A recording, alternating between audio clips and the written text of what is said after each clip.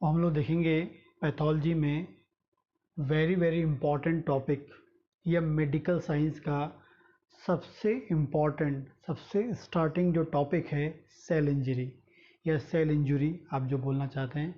तो cell injury जो है very very very most important topic है मेडिकल साइंस का, क्योंकि सभी को पता है कि हमारी जो बॉडी है उस सेल का बना है। और यदि हमने सेल में होने वाली इंजरी या सेल में होने वाली जो इंजरी कैसे प्रोड्यूस होती है वो स्टडी कर लिया तो पूरी मेडिकल साइंस को हमने स्टडी कर लिया। तो एवरी डिजीज़ को डायग्नोस, वर्ल्ड की कोई भी डिजीज़ को यदि मुझे डायग्नोस करना है तो उस डायग्नोस करने के लिए या वर्ल्ड में कोई भी डिजीज़ होता है तो उस डिज़ीज़ को होने के लिए वहाँ की सेल में या उस ऑर्गन में या उस टिश्यू में या उस सिस्टम की जो सेल है उसमें सेल इंजरी होगा। बिना सेल इंजरी के कोई भी डिजीज़ वर्ल्ड में नहीं होता है। तो इसलिए आपको सेल इंजरी के बेसिक्स आएंगे तो आप कोई भी डिजीज़ को प्रॉपरली डायग्नोस कर सकते हैं। मैं देखता हूँ जब मैं टीचिंग करता हूँ तो बहुत सारे ऐसे बच्चे होते हैं जो सिर्फ डिजीज़ के पीछे भाग रहे हैं, लेकिन डिजीज़ को समझने के लिए आपको सेल इंजरी आनी चाहिए। आपने सेल की स्टडी कर ली, नॉर्मल सेल की, जो मैंने इसके पहले एक वीडियो बनाया उसको आप देखें पहले, और उसके बाद अपन लोग देखेंगे सेल इंजरी। तो कोई भी डिजीज़ आप पढ़ेंगे वहाँ सेल इंजरी तो होगा, और सेल इंजरी का यदि हमने बेसिक पढ़ लिया तो आप डिजीज़ को डायग्नोस करने में, डिजीज़ को स्टडी करने में, डिजीज़ को क्योर करने में बहुत अधिक इम्पॉर्टेंट रोल प्ले करेगा।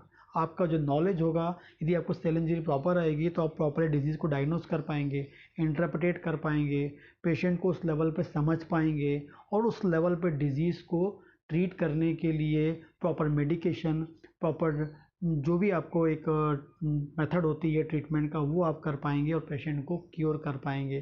क्योंकि आपको सेल इंजरी लेवल पे आपको नॉलेज होगा तो आप वहीं समझ पाएंगे कि पेशेंट को मैं क्योर कर सकता हूँ या नहीं कर सकता हूँ, या उसे सिर्फ पेलिएट करना है, क्या उसे सिर्फ हमें मैनेज करना है, कितने दिन में आप ठीक कर सकते हैं। ये सब आपको पहले के पहले पता हो सकता है वन एंड ओनली यदि आपको सेल इंजरी का बेसिक नॉलेज आपको हो। तो पैथोलॉजी का तो इम्पॉर्टेंट टॉपिक है, हो सकता है एग्जाम में उतना ना हो, लेकिन क्लिनिकल प्रैक्टिस में वेरी वेरी इंपॉर्टेंट है। आगे के जितने भी टॉपिक हैं फ्यूचर में सब इस पे डिपेंडेंट होंगे। तो ये आपको आना चाहिए पहला टॉपिक, सेल इंजरी या सेल इंजरी हम जिसे बोलेंगे। सेल इंजरी जो है डेफिनेशन की बात करेंगे तो क्या होता है, हमारी बॉडी में सेल होती हैं और सेल इम्पॉर्टेंट नॉर्मल फंक्शन करती हैं। लेकिन आपने मेरा इससे पहले एक वीडियो आप देखेंगे जिसमें बताया मैंने आपको सेल का रिस्पांस, वो भी आप देख लें, ठीक है।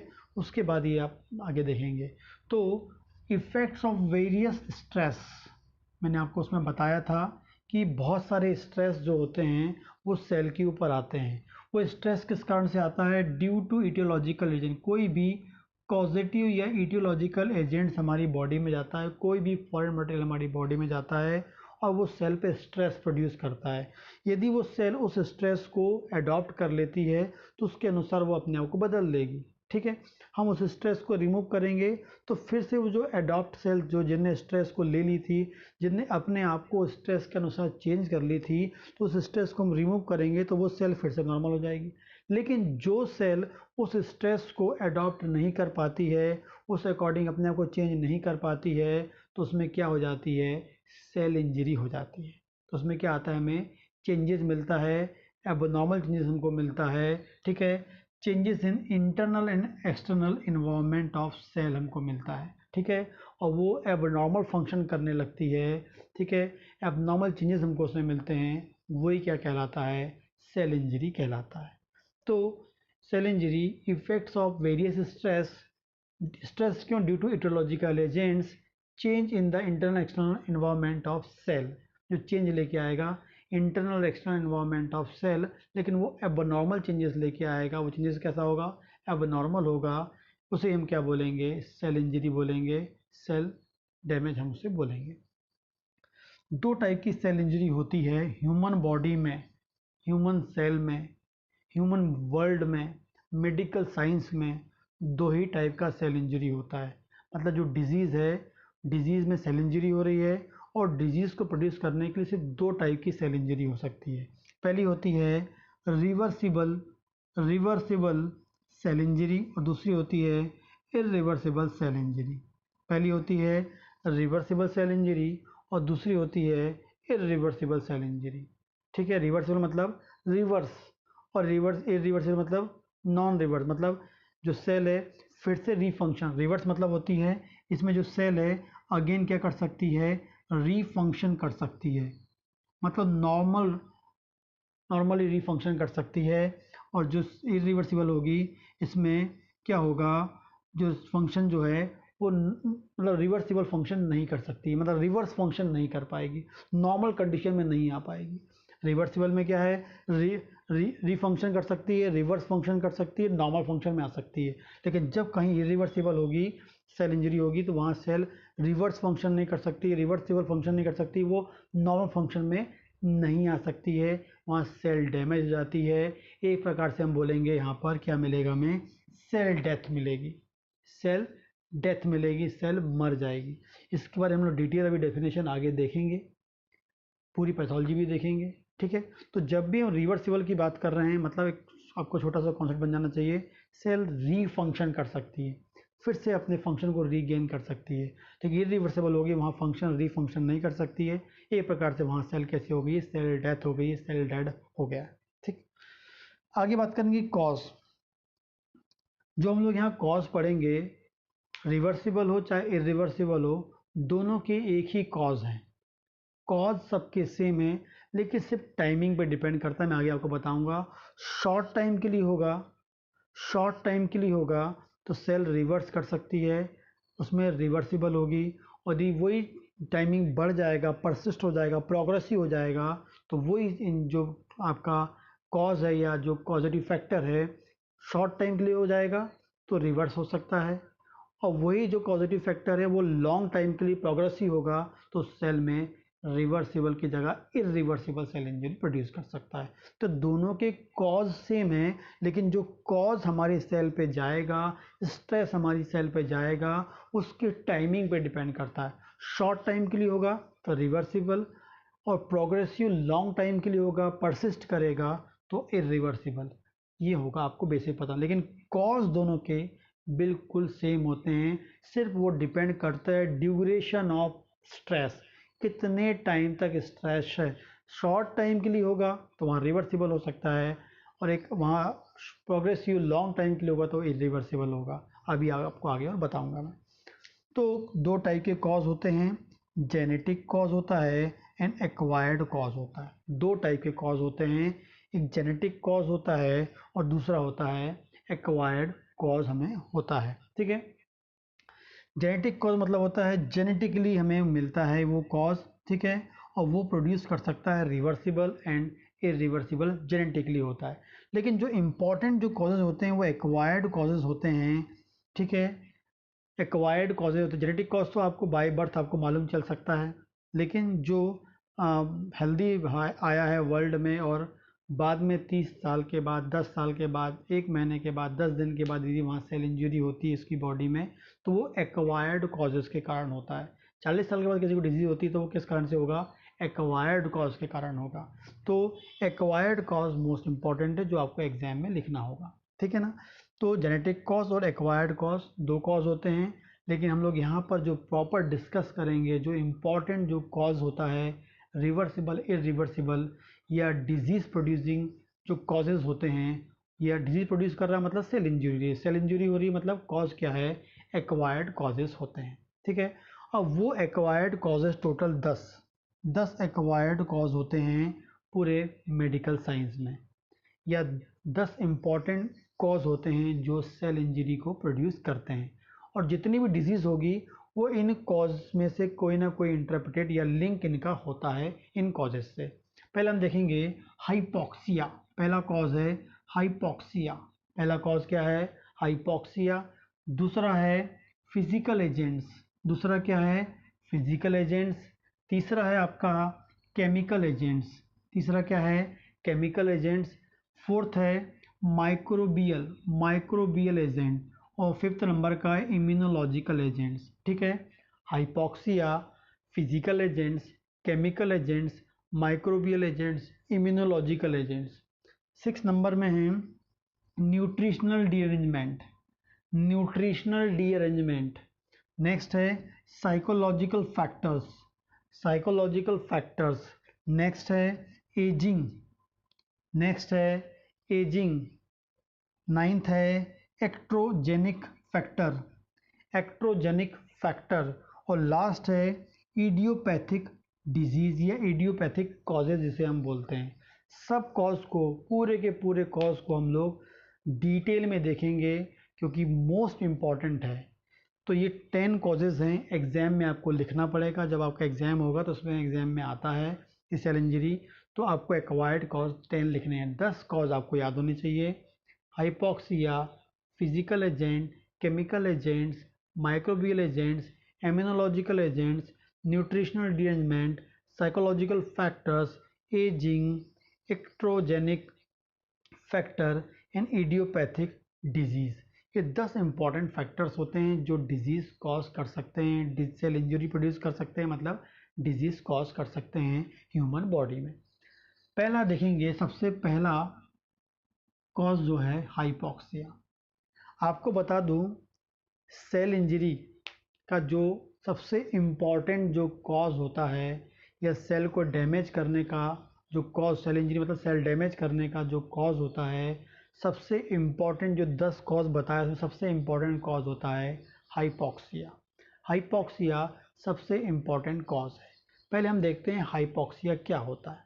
हाइपॉक्सिया मतलब क्या होता है कि मान लीजिए ये आपकी ब्लड वेसल्स हैं, ब्लड वेसल्स हैं और ब्लड वेसल्स में आपको पता है आरबीसी होती हैं, और ये जो आरबीसी हैं ये क्या करती हैं, ऑक्सीजन को लेके जाती हैं, ठीक है, और लेके जाती हैं। और ये टिश्यू है और टिश्यू बहुत सारी सेल्स का बना है, सभी को पता है।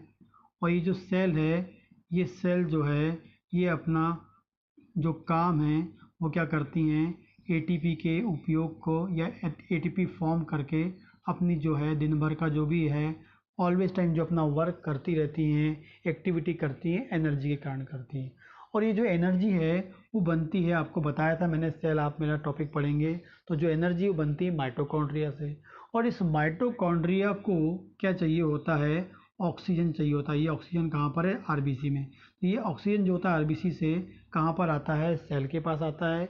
और सेल में माइटोकॉन्ड्रिया होता है, माइटोकॉन्ड्रिया ऑक्सीजन लेता है, एटीपी फॉर्म करता है और सेल को फंक्शन को मेंटेन करता है, ठीक। तो हाइपॉक्सिया का मतलब क्या होता है, हाइपॉक्सिया का मतलब ये होता है कि जब जब क्या होगा, आपके ब्लड में ऑक्सीजन का लेवल कैसा हो जाए, कम हो जाए।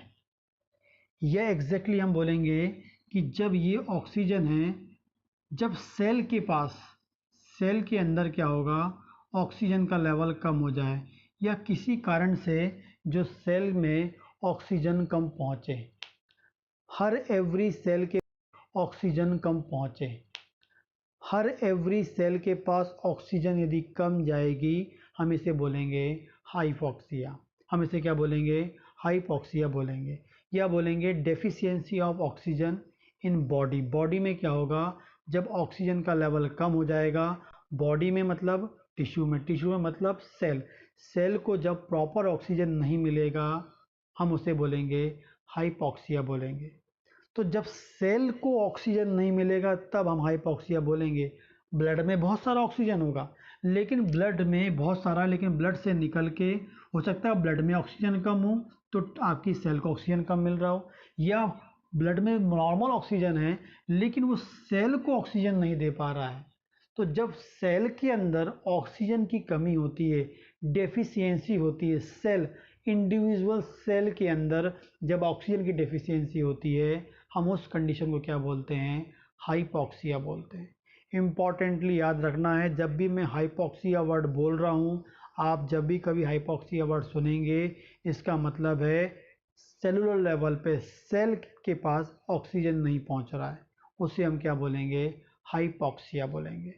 तो हाइपॉक्सिया वर्ड आ रहा है मतलब इंडिविजुअल सेल, बॉडी की सेल, सेलुलर लेवल पे ऑक्सीजन की डेफिशिएंसी हो गई है।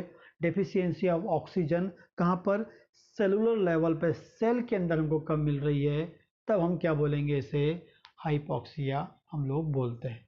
ठीक, तो हाइपॉक्सिया पहला कॉज होता है। ठीक है, लेकिन हाइपॉक्सिया के लिए, या हाइपॉक्सिया मतलब सेल के अंदर ऑक्सीजन की कमी को करने के लिए या हाइपॉक्सिया को प्रोड्यूस करने के लिए भी बहुत सारे कारण होते हैं।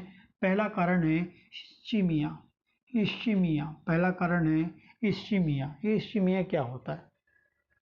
इस्चीमिया मतलब होता है कि जो आपका ये ब्लड सर्कुलेशन है मान लेते हैं, ठीक है ना, तो ये जो ब्लड है इसमें से मान लेते हैं 100 आरबीसी या मान लेते हैं 100 ml ब्लड पास होता है नॉर्मली। कोई बुक में नहीं लिखा, नॉलेज के लिए आपको एक एग्जांपल देके बता रहा हूँ। इस ब्लड में से 100 ml ब्लड पास होता है, ठीक है ना। 100 ml ब्लड पास होता है तो इसमें से मान लीजिए 25 आरबीसी पास जाती हैं। नॉर्मली 100 ml ब्लड है और 100 ml ब्लड में 25 आरबीसी जा रहे हैं, नॉर्मल प्रोसेस हो रही है। ठीक ठीक, लेकिन जब इस्चीमिया वर्ड आता है तो इस्चीमिया वर्ड मतलब होता है एग्जैक्टली जब आपकी जो ब्लड की सप्लाई है वो कैसी हो गई है, डिक्रीज हो गई है। जो ब्लड की सप्लाई है वो क्या हो गई है, कम हो गई है टिश्यू में एंड ऑर्गन में। तो जब हमारे ब्लड की सप्लाई कैसी हो जाएगी, कम हो जाएगी। अब जब ब्लड सप्लाई कम हो जाएगी मतलब ब्लड सर्कुलेशन मान लेते हैं यहाँ पर 50 ml हो जाएगा। अब ब्लड 50 ml पहुँचेगा तो ऑटोमेटिकली वहाँ आरबीसी भी कितनी हो जाएंगी, 10 आरबीसी पहुँचेंगी। जब 10 आरबीसी पहुँचेंगी उस एरिया में तो ऑटोमेटिकली ऑक्सीजन का मॉलिक्यूल भी कम जाएगा, क्योंकि हमारी बॉडी में जो आरबीसी होती है, आरबीसी में होता है हीमोग्लोबिन और हीमोग्लोबिन में होता है ऑक्सीजन। तो आपको पता होना चाहिए कि जब आरबीसी नॉर्मल जाएंगी तो नॉर्मल हीमोग्लोबिन जाएगा, नॉर्मल हीमोग्लोबिन जाएगा तो नॉर्मल आरबीसी जाएंगी, नॉर्मल आरबीसी जाएंगे तो नॉर्मल हीमोग्लोबिन जाएगा, नॉर्मल हीमोग्लोबिन जाएगा तो नॉर्मल ऑक्सीजन जाएगी। ठीक, लेकिन यहाँ पर ब्लड कम जाएगा तो आरबीसी कम जाएगी, आरबीसी कम जाएगी तो हीमोग्लोबिन कम जाएगा, हीमोग्लोबिन कम जाएगा तो ऑक्सीजन कम जाएगा, ऑक्सीजन मॉलिक्यूल कम पहुँचेगा तो ऑटोमेटिक सेल को भी ऑक्सीजन कम मिलेगा, और सेल को ऑक्सीजन कम मिलेगा मीन्स क्या हो गया, हाइपॉक्सिया हो गया। तो इस्चीमिया का मतलब होता है जब क्या होगा, ब्लड सप्लाई कैसी हो गई है वहाँ पर, कम हो गई है या डिक्रीज हो गई है। तो ब्लड सप्लाई कम हो जाएगी जिस कारण से क्या होगा, वहाँ पर आपको आरबीसी कम जाएगा, आरबीसी कम जाएगा तो ऑक्सीजन कम जाएगा, हीमोग्लोबिन कम जाएगा, हीमोग्लोबिन कम जाएगा तो फाइनली आपका क्या है, ऑक्सीजन वहाँ कम पहुँचेगा। तो इस्चीमिया के कारण क्या हो सकता है, ब्लड की सप्लाई मतलब इस्चीमिया मतलब होता है ब्लड सप्लाई कम हो जाना, ब्लड कम जाना, आरबीसी कम जाना, हीमोग्लोबिन कम जाना, ऑक्सीजन फाइनली कम जाएगा और सेल को ऑक्सीजन नहीं मिल पाएगा और क्या हो जाएगा, हाइपॉक्सिया हमको वहाँ पर मिलेगा। तो इस्चीमिया के कारण भी क्या हो सकता है, हाइपॉक्सिया होता है। लेकिन इस्चीमिया का मतलब क्या होता है, डिक्रीज ब्लड सप्लाई। कोई भी टिश्यू में, कोई भी ऑर्गन में, कोई भी पार्ट में ब्लड सप्लाई कम हो जाएगी, ब्लड कम जाएगा और आपका आरबीसी कम जाएगा, हीमोग्लोबिन कम जाएगा, ऑक्सीजन कम जाएगा, तो उस एरिया की सेल में ऑक्सीजन कम पहुंचेगा और क्या हो जाएगा, हाइपॉक्सिया हमको मिलेगा। ठीक, हम लोग देख रहे हैं हाइपॉक्सिया। हाइपॉक्सिया में इस्चीमिया हम लोग देख चुके हैं कि इस्चीमिया कैसे हाइपॉक्सिया कॉज करता है और what is the meaning of ischaemia देख चुके हैं। अगला देखते हैं, हाइपॉक्सिया जो है वो उसका जो एक और कॉज होता है या हाइपॉक्सिया प्रोड्यूस करने का सेकंड जो कॉज है एनीमिया। एनीमिया क्या होता है? अब एनीमिया आप सभी को पता होना चाहिए कि एनीमिया मतलब जब बॉडी में आरबीसी के काउंट कम हो जाएं। ठीक, आरबीसी कम हो जाएगी तो ऑटोमेटिकली आरबीसी के अंदर होता है हीमोग्लोबिन, हीमोग्लोबिन कम हो जाएगा। अब हीमोग्लोबिन कम हो जाएगा तो ऑटोमेटिकली क्या होगा, आपकी बॉडी में टोटल पीसीवी मतलब जब आपका पैक्ड सेल वॉल्यूम एग्जैक्टली बताता है आरबीसी का लेवल, आरबीसी कम होंगे तो ऑटोमेटिकली जो उनके आरबीसी की जो पैक्ड सेल वॉल्यूम होगा वो भी कम हो जाएगा। तो आरबीसी कम होगा तो पैक्ड सेल वॉल्यूम भी कम होगा, वो आरबीसी के नंबर कम होंगे तो ऑटोमेटिक आरबीसी के अंदर हीमोग्लोबिन, तो हीमोग्लोबिन भी कम होगा। जब बॉडी में अंदर आरबीसी कम होगा तो हीमोग्लोबिन कम होगा, हीमोग्लोबिन कम होगा तो ऑक्सीजन कैरी करने की जो प्रॉपर्टी है वो, या ऑक्सीजन मॉलिक्यूल जो कैरी हो रहा है वो भी कम कैरी होगा। मतलब हमारी बॉडी में लंग्स में तो प्रॉपर ऑक्सीजन आ रहा है, लेकिन लंग्स के बाद जो डिफ्यूज़ होकर ऑक्सीजन हमारे ब्लड में आता है वो आरबीसी में जाएगा। तो एक्चुअली में क्या होता है, आरबीसी जो होती है हमारी एक टैक्सी लाइक वर्क करती हैं। आरबीसी आती हैं और लंग्स से, ये आपका लंग्स है, ठीक है, ये आपका ये लंग्स है, और यहाँ पर ऐसा आपका ब्लड वेसल्स होती है। यहाँ पर आपकी ऐसी आरबीसी पड़ी होती हैं जो टैक्सी लाइक वर्क करती हैं। ऑक्सीजन आएगी और यहाँ बैठेगी। एक आरबीसी के मॉलिक्यूल में 4 ऑक्सीजन के मॉलिक्यूल होते हैं, ठीक। लेकिन यदि यहाँ टैक्सी मतलब आरबीसी कम हो जाएंगी तो ऑटोमेटिकली ऑक्सीजन प्रॉपर आ रही है, लेकिन उसमें आरबीसी कम होगी तो हीमोग्लोबिन कम होगा, हीमोग्लोबिन कम होगा तो ऑटोमेटिकली जो ऑक्सीजन को बाइंड करने वाला मॉलिक्यूल जो हीमोग्लोबिन होता है वो कम होगा। अब हीमोग्लोबिन नहीं होगा तो ऑक्सीजन बाइंड नहीं होगी, ऑक्सीजन बाइंड नहीं होगी तो बॉडी के अंदर ऑक्सीजन की जो सप्लाई है वो कम हो जाएगी। जब बॉडी में ऑक्सीजन की सप्लाई कम हो जाएगी तो ऑटोमेटिकली सेलुलर लेवल पे भी क्या होगा, ऑक्सीजन की सप्लाई मतलब ऑक्सीजन की कमी हो जाएगी, डेफिशिएंसी हो जाएगी। और जब सेलुलर लेवल पे ऑक्सीजन की डेफिशिएंसी होती है तो हम उसे क्या बोलते हैं, हाइपोक्सिया बोलते हैं। तो जो हाइपोक्सिया है वो भी एक इम्पॉर्टेंट प्रॉब्लम है और जिसका मेन कॉज एनीमिया होता है। यदि किसी को एनीमिया है तो आरबीसी काउंट कम, हीमोग्लोबिन कम, हीमोग्लोबिन कम हो जाएगा तो ऑक्सीजन ले जाने वाला जो मॉलिक्यूल है वो कम हो गया, तो हीमोग्लोबिन कम तो ऑक्सीजन ले जाने की प्रॉपर्टी खत्म, ऑक्सीजन को ले जाने वाली प्रॉपर्टी कम हो जाएगी। ऑक्सीजन कम जाएगा तो सेल में ऑक्सीजन कम पहुंचेगा, सेल में ऑक्सीजन कम पहुंचेगा तो सेल में क्या हो जाएगा, हाइपोक्सिया हो जाएगा। लंग्स में प्रॉपर ऑक्सीजन है लेकिन ऑक्सीजन कैरी करने वाले जो आपकी रेड ब्लड सेल्स हैं वो एब्सेंट हैं और या वो रिड्यूस हो गई हैं। तो एनीमिया भी क्या करता है, प्रोड्यूस करता है क्या, आपका हाइपोक्सिया प्रोड्यूस करता है, ठीक। आगे बात करेंगे CO poisoning, carbon monoxide poisoning. Carbon monoxide poisoning क्या होता है, यदि कोई ह्यूमन है उसकी बॉडी में due to any reason CO body में चला जाता है, कार्बन मोनोऑक्साइड बॉडी में जाता है, और कार्बन मोनोऑक्साइड जैसे बॉडी में जाता है तो वो क्या करता है, बाइंड विथ हीमोग्लोबिन। वो क्या करता है, जो कार्बन मोनोऑक्साइड है वो बाइंड विथ हीमोग्लोबिन, हीमोग्लोबिन से बाइंड हो जाएगा। अब जब वो हीमोग्लोबिन से बाइंड हो जाता है तो उससे कौन, हीमोग्लोबिन से कौन बाइंड होता है, ऑक्सीजन भी बाइंड होता है। अब वहाँ, अब मान लीजिए लंग्स के पास ऐसी आरबीसी आ रही हैं जिसके हीमोग्लोबिन में ऑलरेडी कोई बाइंड है, और वो बाइंड कौन है वहाँ पर, कार्बन मोनोऑक्साइड बाइंड है। अब कार्बन मोनोऑक्साइड बाइंड है हीमोग्लोबिन से, तो हीमोग्लोबिन तो फ्री नहीं है। अब हीमोग्लोबिन फ्री नहीं है तो वो ऑक्सीजन के मॉलिक्यूल को कैसे बाइंड करेगा। अब हीमोग्लोबिन ऑक्सीजन के मॉलिक्यूल को बाइंड नहीं करेगा तो जो हीमोग्लोबिन आगे की ओर मूव करेगा बिना ऑक्सीजन वाला होगा, और फाइनली हमारे जो सेल तक ऑक्सीजन नहीं पहुंच पाएगी, फिर सेलुलर लेवल पे फिर से ऑक्सीजन की डेफिशिएंसी हो जाएगी और क्या मिलेगा हमें, हाइपोक्सिया मिलेगा। फिर से एक बार बताता हूँ मैं आपको कि मान लीजिए कार्बन मोनोऑक्साइड की पॉइजनिंग किसी को हो गई, तो कार्बन मोनोऑक्साइड की पॉइजनिंग में हाइपोक्सिया कैसे होगा, जो कार्बन मोनोऑक्साइड बॉडी में जाएगा, ब्लड में जाएगा, वो स्पेसिफिक रिएक्शन करेगा या बाइंड कॉम्बिनेशन बनाएगा किससे, हीमोग्लोबिन के साथ। अब जब कार्बन मोनोऑक्साइड हीमोग्लोबिन से जुड़ जाएगा तो हीमोग्लोबिन खाली नहीं रहेगा, फ्री नहीं रहेगा, उसके बाद वो प्रॉपर्टी नहीं रहेगी कि वो ऑक्सीजन को बाइंड कर सके। तो जब वो उससे बाइंड हो जाएगा कार्बन मोनोऑक्साइड हीमोग्लोबिन से, और वो वाली आरबीसी जब लंग्स के नीचे से गुजरेगी, पास होगी, तो वो ऑक्सीजन को बाइंड नहीं कर पाएगी। ऑक्सीजन को बाइंड नहीं कर पाएगी तो ऑटोमेटिकली ऐसी बहुत सारी आरबीसी में क्या होगा, कार्बन मोनोऑक्साइड जो हीमोग्लोबिन से बाइंड हो जाएगा, और वो जो आपकी आरबीसी है वो ऑक्सीजन को बाइंड नहीं कर पाएगी। कौन सी वाली आरबीसी, जिस आरबीसी में कार्बन मोनोऑक्साइड बाइंड हो चुका है। अब वाली आरबीसी जब ऑक्सीजन को बाइंड नहीं करी तो ऑक्सीजन को कैरी नहीं करेगी, ऑक्सीजन को कैरी नहीं करेगी तो सेल लेवल पर, सेलुलर लेवल पर ऑक्सीजन की डेफिशिएंसी हो जाएगी, और ऑक्सीजन की डेफिशिएंसी हो जाएगी तो वहाँ पर क्या हो जाएगा, हाइपोक्सिया हो जाएगा। तो हाइपोक्सिया फिर कैसे हुआ, due to carbon monoxide poisoning के द्वारा हो रहा है, ठीक। नेक्स्ट देखते हैं cardio respiratory insufficiency, cardio respiratory insufficiency इसमें हम लोग देखते हैं। तो कार्डियो रेस्पिरेटरी इंसफिशियंसी को समझने के लिए हम लोग देखते हैं कार्डियो रेस्पिरेटरी इंसफिशियंसी। इसमें आप ये समझ लीजिए, पहले हम लंग्स की बात कर लेते हैं। रेस्पिरेटरी मतलब लंग्स हो गया, ये आपका लंग्स है,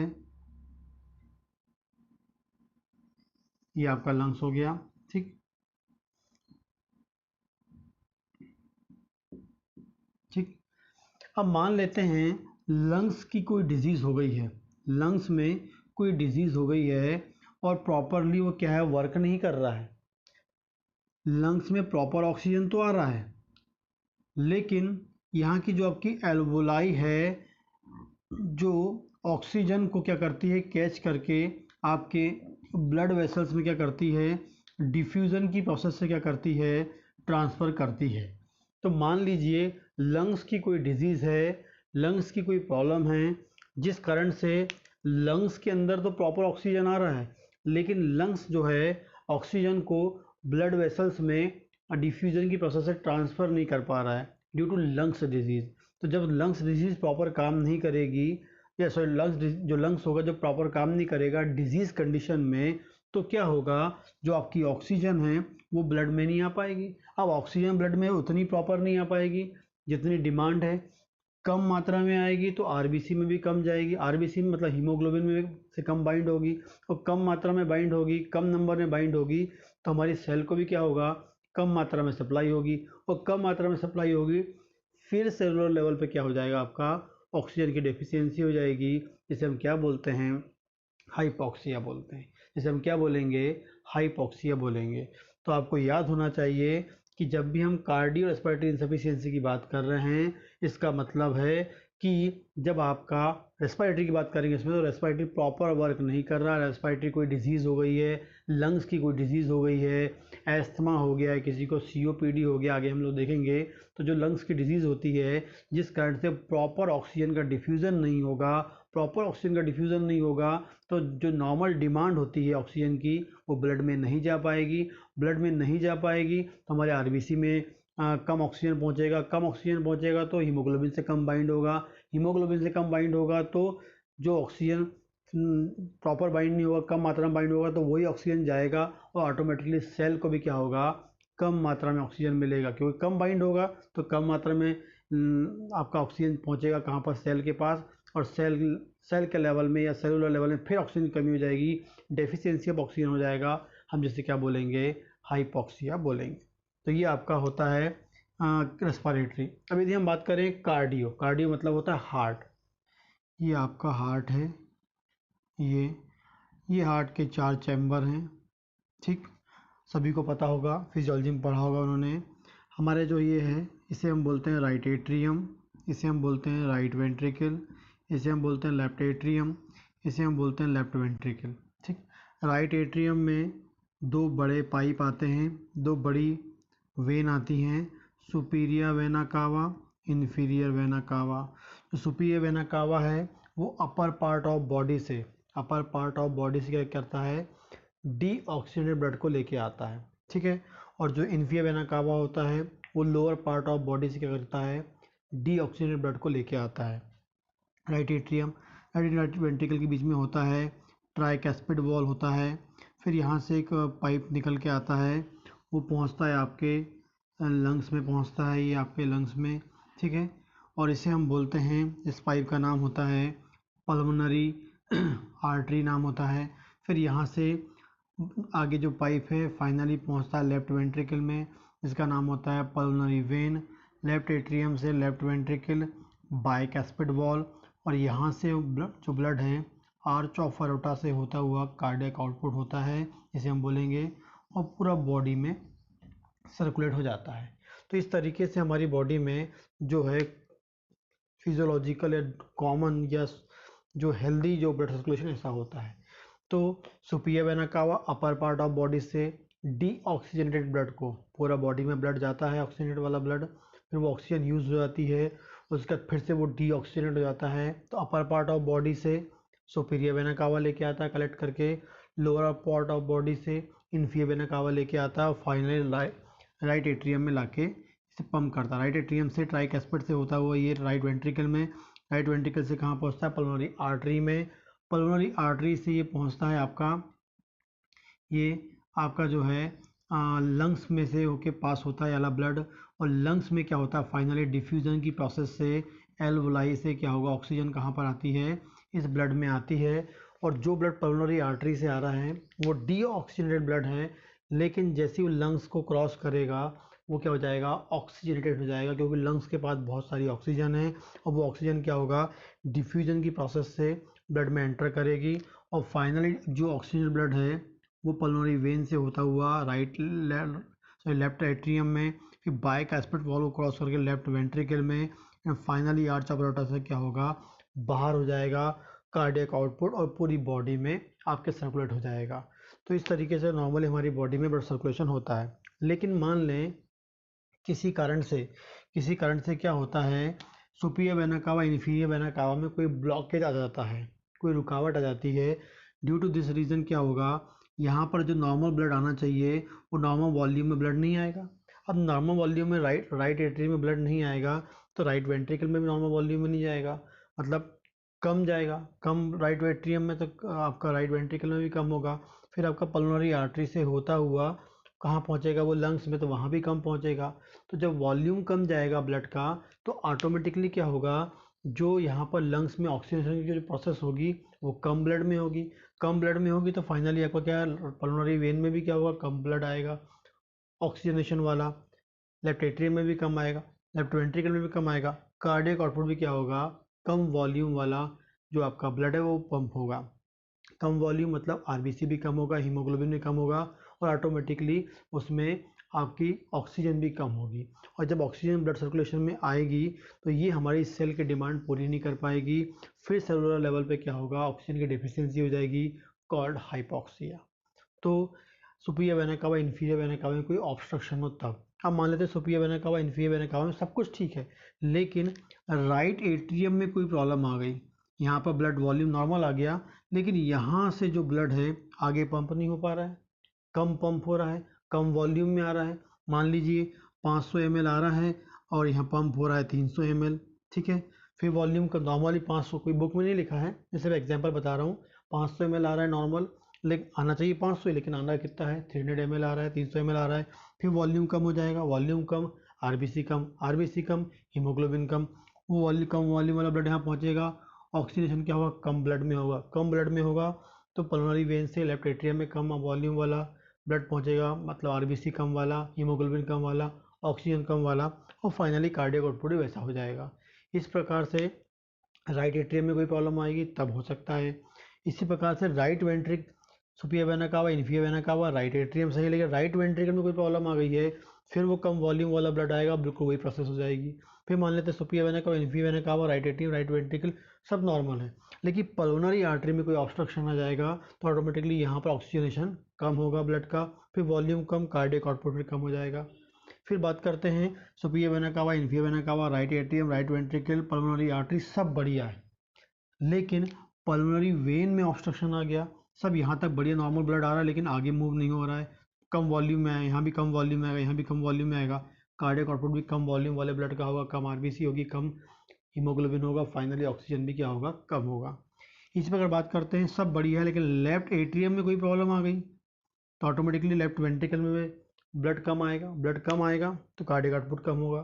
फिर मान लें सब कुछ बढ़िया लेकिन लेफ्ट वेंट्रिकल में प्रॉब्लम है, सबसे कॉमन जो प्रॉब्लम होती है लेफ्ट वेंट्रिकल में होती है, और हमारे हार्ट का सबसे इम्पॉर्टेंट चैम्बर भी लेफ्ट वेंट्रिकल होता है, और लेफ्ट वेंट्रिकल यदि प्रॉपर काम कर रहा है तो हमारी बॉडी का जो कार्डियक आउटपुट है या ब्लड की सप्लाई है सब कुछ नॉर्मल होगी।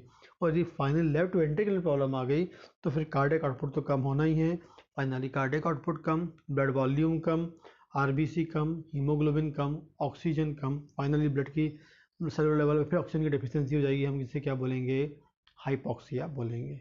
तो कार्डियोवैस्कुलर इंसफिशियंसी, कार्डियोवैस्कुलर इंसफिशियंसी मतलब कार्डियक, हार्ट और ब्लड वेसल्स के कारण ब्लड का जो वॉल्यूम है या ब्लड की जो सप्लाई है कम हो जाए, जिससे ब्लड की सप्लाई कम तो आरबीसी का नंबर कम, हीमोग्लोबिन नंबर कम और ऑक्सीजन सप्लाई फाइनली कम हो जाएगी। तो इस तरीके से हाइपोक्सिया जो होता है कार्डियो रेस्पिरेटरी इंसफिशियंसी के कारण हमको मिलता है। ठीक, तो हमने पहला देख लिया इश्चीमिया, सेकंड देख लिया एनीमिया, नेक्स्ट देख लिया हमने पॉइजनिंग, फिर देख लिया हमने कार्डियो रेस्पिरेटरी इंसफिशियंसी। ठीक है, आगे देखते हैं इंक्रीज डिमांड ऑफ टिश्यू।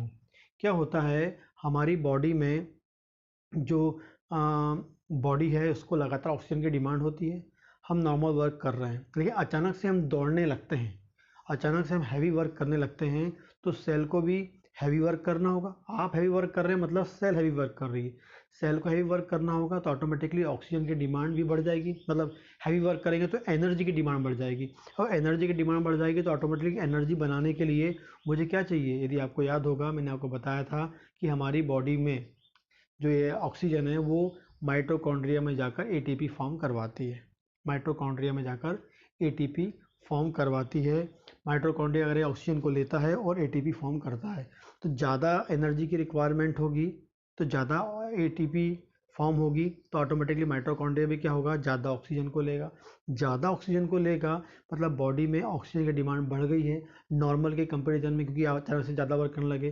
तो उस कंडीशन में भी क्या होता है, हमारा बॉडी अचानक से क्या होता है, ऑक्सीजन डिमांड पूरा नहीं कर पाता है, जिस कारण से कुछ टाइम के लिए बॉडी में क्या हो सकता है, आपको सेलुलर लेवल पे ऑक्सीजन की कमी मिल सकती है, जिसे हम बोलते हैं हाइपॉक्सिया।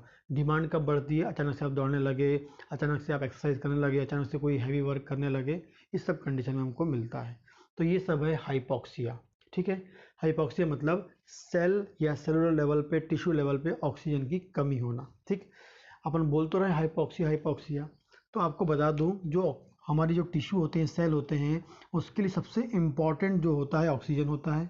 अभी मैंने आपको बताया ऑक्सीजन जाएगा माइटोकॉन्ड्रिया में, और मतलब ऑक्सीजन जाएगा एवरी सेल में, एवरी सेल में पहुंचेगा, माइटोकॉन्ड्रिया ऑक्सीजन को लेगा।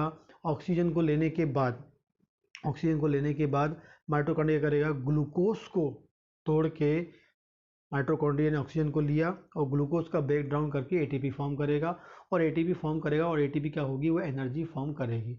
मतलब कुल मिला के हम बोलेंगे ऑक्सीजन जो है एटीपी फॉर्म करने के लिए माइटोकॉन्ड्रिया का यूज़ करके या माइटोकॉन्ड्रिया के द्वारा एटीपी फॉर्म कराती है। लेकिन यदि हाइपॉक्सिया हो जाएगा तो आपकी बॉडी में ऑक्सीजन कम पहुंचेगी, माइटोकॉन्ड्रिया को ऑक्सीजन कम मिलेगा, माइटोकॉन्ड्रिया को ऑक्सीजन कम मिलेगा तो माइटोकॉन्ड्रियल जो सेल्स या माइटोकॉन्ड्रिया जो होगा वो एटीपी फॉर्म नहीं कर पाएगा। एटीपी फॉर्म नहीं होगा तो एनर्जी कम बनेगी, एनर्जी कम बनेगी मतलब एटीपी कम बनेगा, एटीपी कम बनेगा मतलब सेल को जो काम करना है उस काम करने के लिए उसको एनर्जी नहीं मिल पाएगी, एनर्जी नहीं मिल पाएगी तो सेल का फंक्शन कैसा हो जाएगा, डिस्टर्ब हो जाएगा, और फाइनली वहाँ में क्या मिलेगी, सेल इंजरी मिलेगी। ठीक, फाइनल में क्या मिलेगी, वहाँ पर सेल इंजरी हमको मिलेगी। तो इस तरीके से जो हाइपॉक्सिया है वो सेल इंजरी करने का या सेल इंजरी का बेसिक कॉज होता है। आप आगे भी कॉज देखेंगे, सब कॉज हैं, लेकिन जो फाइनल जो मोस्ट इम्पॉर्टेंट जो कॉज होता है वो हाइपॉक्सिया ही होता है। ठीक, तो इस तरीके से आपको पहला जो कॉज है वो आना चाहिए। ठीक, सेकंड देखते हैं हम लोग फिजिकल एजेंट्स। ठीक, सेकंड हम लोग देखेंगे फिजिकल एजेंट्स। ये फिजिकल एजेंट्स क्या होते हैं, फिजिकल एजेंट्स मतलब इसमें आएगा road side accident, mechanical trauma, thermal trauma, electrical या इलेक्ट्रिसिटी या radiation, and rapid change in atmospheric pressure. तो फिजिकल एजेंट जो हैं वो कैसे सेल इंजरी प्रोड्यूस करते हैं। तो पहला है मैकेनिकल ट्रोमा। मैकेनिकल ट्रोमा में क्या होगा, रोड साइड एक्सीडेंट, अचानक से एक्सीडेंट होता है, एक्सीडेंट होगा, आपका ब्लड वेसल रप्चर होगा, ब्लड वेसल रप्चर होगा तो ब्लड लॉस होगा, ब्लड लॉस होगा तो ऑटोमेटिकली बॉडी के अंदर ब्लड का वॉल्यूम कम हो जाएगा, ब्लड का वॉल्यूम कम होगा मतलब ब्लड लॉस होगा, तो ब्लड लॉस में आपकी आरबीसी भी लॉस होगी, आरबीसी लॉस होगी तो हीमोग्लोबिन भी लॉस होगा, जिस कारण से बॉडी के अंदर ब्लड का वॉल्यूम कम हो जाएगा, ब्लड का वॉल्यूम कम हो जाएगा मतलब आरबीसी कम हो जाएंगे, क्योंकि आरबीसी भी लॉस होगी, आरबीसी कम हो जाएगा तो हीमोग्लोबिन कम हो जाएगा, हीमोग्लोबिन कम हो जाएगा तो ऑक्सीजन ले जाने वाली जो हीमोग्लोबिन है उनके मॉलिक्यूल कम हो गए, तो ऑटोमेटिकली जितनी बॉडी की डिमांड थी उसकी तुलना में कम ऑक्सीजन सप्लाई होने लगेगी, क्योंकि ऑक्सीजन ले जाने वाली जो सेल है, आरबीसी है, हीमोग्लोबिन है, उसका क्या है, वॉल्यूम या उसकी संख्या कम हो गई है। और जैसी बॉडी में इसकी संख्या कम होगी, आरबीसी कम, हीमोग्लोबिन कम, ऑक्सीजन कम, फाइनली सेलुलर लेवल पे फिर क्या मिलेगा मुझे, हाइपॉक्सिया मिलेगा। तो फिजिकल एजेंट भी क्या कर रहा है, डायरेक्टली क्या कर रहा है या इनडायरेक्टली क्या प्रोड्यूस कर रहा है, हाइपॉक्सिया कॉज कर रहा है। तो यहाँ लॉस ऑफ ब्लड हुआ ट्रोमा के कारण, इस कारण से वॉल्यूम कम हो गया, आरबीसी कम हो गई, हीमोग्लोबिन कम हो गया, ऑक्सीजन कैरिंग कैपेसिटी कम हो गई, सेलुलर लेवल पे ऑक्सीजन की डेफिशिएंसी हो गई, हाइपॉक्सिया हो गया। थर्मल ट्रोमा, थर्मल ट्रोमा में भी क्या होगा, जल मतलब वाटर वाला जो है उससे आप पानी से जल जाते हैं, उसमें भी क्या होता है, कहीं ना कहीं आपकी बॉडी में जो ब्लड है या ब्लड वेसल्स की बात करेंगे, या जो ब्लड है वो क्या होता है, बर्न होता है, ब्लड बर्न होगा, ब्लड बर्न होगा मतलब आपकी आरबीसी बर्न होगी, आरबीसी बर्न होगी मतलब आपका हीमोग्लोबिन बर्न होगा।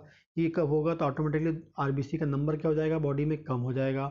आरबीसी का नंबर कम होगा मतलब हीमोग्लोबिन नंबर कम हो जाएगा। ऑक्सीजन ले जाने वाली जो टैक्सी उनका नंबर कम हो गया।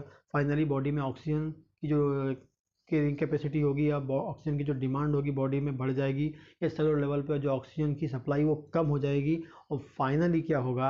हाइपॉक्सिया हो जाएगा। वैसे ही आपको इलेक्ट्रिसिटी की बात करेंगे, वैसे ही रेडिएशन की बात करेंगे। इन सब में क्या हो रहा है?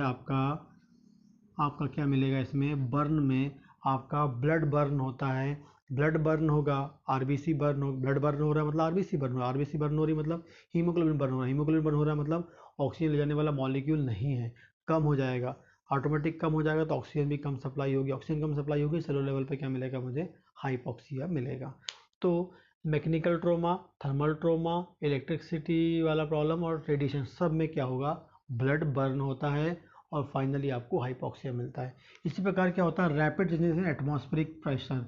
यदि आपको एटमॉस्फेरिक प्रेशर में रैपिड चेंजेस मिलता है, तब इस कंडीशन में भी क्या होता है?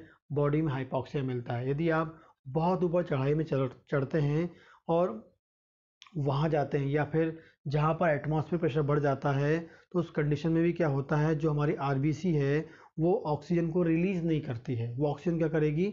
वो रिलीज़ नहीं करेगी। जहाँ भी रैपिड चेंजेस मिलेगा हमें एटमॉस्फेरिक प्रेशर में, तो एक आप हाई एल्टीट्यूड में जाते हैं, ऊपर जाते हैं, तो वहाँ पर क्या होता है? ऑक्सीजन कम होती है लेकिन आरबीसी नॉर्मल होती है।